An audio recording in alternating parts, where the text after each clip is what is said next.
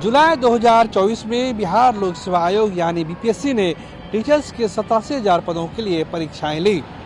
अब ये सवाल खड़ा होता है कि आखिर इस परीक्षा का रिजल्ट कब आएगा, क्योंकि अभ्यर्थी बेचैन है और अभ्यर्थी की बेचैनी इस बात के लिए भी है क्योंकि जब दिसंबर यानी दिसंबर 2023 में परीक्षा ली गई थी, शिक्षक भर्ती परीक्षा ली गई थी, तब महज शिक्षक भर्ती परीक्षा के 15 दिनों के अंदर में रिजल्ट आ गया था। अब जबकि आज तारीख है 14 अगस्त, फिर भी रिजल्ट नहीं आया है। और रिजल्ट नहीं आया है, इसकी एक वजह क्या है हम आपको बताते हैं। दरअसल जो सूत्रों के मुताबिक हमें जो जानकारी मिली है उसका सारांश ये है कि चूँकि बिहार में 65% आरक्षण का मसला हो या 50% आरक्षण का मामला हो, वो मामला अब तक उलझा हुआ है। और बिहार लोक सेवा आयोग को शिक्षा विभाग की तरफ से ये नहीं कहा गया है कि आखिर रिजल्ट 65% पे देना है या 50% पे देना है।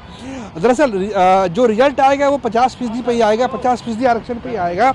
लेकिन फिर भी आयोग की तरफ से फिर भी शिक्षा विभाग की तरफ से आयोग को कोई ठोस निर्देश नहीं मिला है। और अब तक जो है ये रोस्टर तैयार नहीं हुआ है, क्योंकि जब ये परीक्षा हो रही थी, जब ये इस परीक्षा का विज्ञापन निकाला गया था, तब बिहार में 65% आरक्षण था सरकारी नौकरियों में। लेकिन अब जो कि पटना हाई कोर्ट ने 65% आरक्षण पे फिलहाल रोक लगा दी है, सुप्रीम कोर्ट में सुनवाई हो रही है, लिहाजा अब इस तरह का कन्फ्यूजन बना है।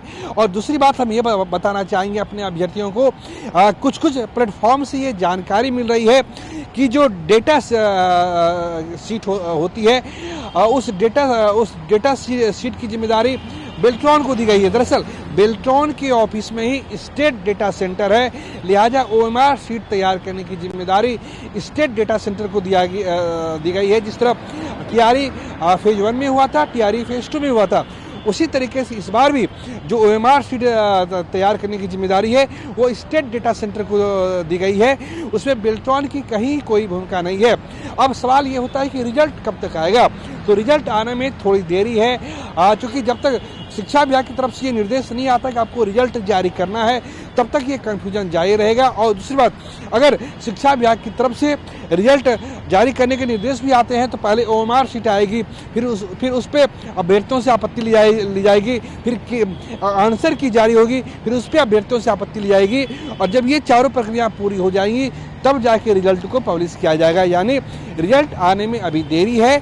हम ये उम्मीद कर सकते हैं कि शिक्षा विभाग की तरफ से जब आयोग को ये निर्देश मिल जाएगा कि 65% आरक्षण या 50% आरक्षण है, तब जाके आयोग अपनी तरफ से रिजल्ट जारी करने की प्रक्रिया शुरू करेगा।